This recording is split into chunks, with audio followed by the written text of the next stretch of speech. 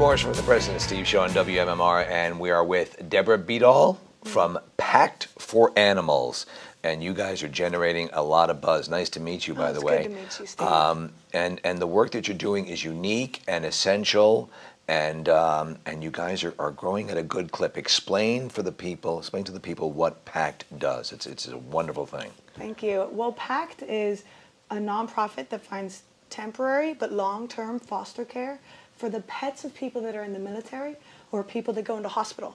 We're actually the only nonprofit in the country right now that is working with this unserved community, people that are going into the hospital for as short as 2 weeks, up to 6 months. People that are in the military, sometimes they PCS for 2 years. Right. But they love their pet. You know, it's a member of the family. They don't want to lose them. You know, we're not talking about people that, you know, don't need their pet in their life anymore. They have somebody new. Oh, it just drives me crazy when you hear stories about, I'm moving to a new place that doesn't accept cats. Well, then you shouldn't move there. Then don't move there. Yeah, exactly. But in this case, of the family. You have someone who's going to serve the country, who really loves their pet. It is a member of the family, but because of the circumstances surrounding what they do, they have no choice. They have no recourse. Yeah. You provide that. And you also now expanding into the area of hospitals, and people are left in similar situations. You were describing to me the story of a gentleman who just went in for kind of a checkup, who also happened to be military. Right.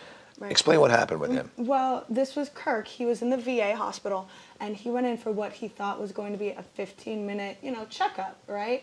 He had something in his lungs, and he got there, and he had something terribly wrong, some advanced bronchitis. And in his car is? Well, they decided they needed to keep him for 2 weeks, and his best friend, his German Shepherd, Alafu, is in his car.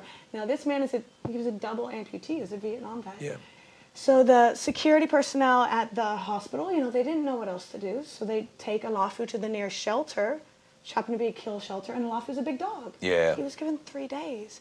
And Kirk's begging with them, 2 weeks, I just need 2 weeks. But he was given no support, no other options from this shelter.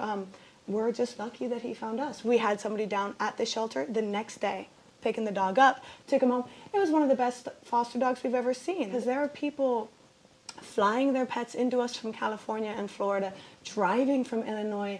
There really is no one else in the country that's serving this. We recently got our first fly-in for the hospital foster, actually, from Washington. Wow. A woman that had a transplant, right? And you don't think about it, but when you take transplant medication, it decreases your immune system. You can't have your pets around 6 months. What are you going to do with your pets for 6 months, And you feel bad enough that you're sort of having to put them in the system. If you have people who are focused on tending to your animal with the knowledge that they're going to take care of it and working towards that return. They're going to treat it like part of the family. Yeah. That's really the important thing. When you look at, there are some people, maybe 6 months you could put it in a kennel. But if you think about it, kennels are about $1,000 a month. Yeah. They're very expensive. Nobody has that type of money.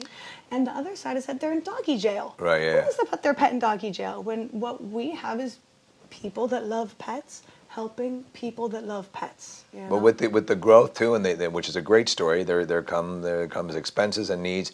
What does PACT need in the way of participation? I'm so glad you asked that. Yeah. Our biggest need right now, honestly, of course, is funding, so that we can keep expanding, so we can help more people around the nation and get the word out.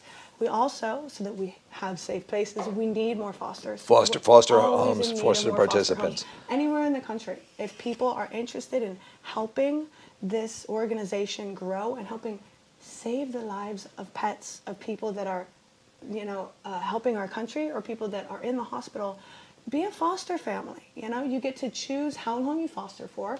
You get to choose the type of pet you're interested in. You get to know their background. You get to meet their owner. Yeah. Plus, the owners are responsible for food and medical and any expenses that come along with it. Awesome. This is a tremendous thing that you guys are doing. I can't thank you enough for what you're doing. Deborah Beadall, PACT for Animals, and all the information's up, and it's a pleasure to meet you. And good luck with everything you're doing. Oh, thank you, Steve. Yeah. You too.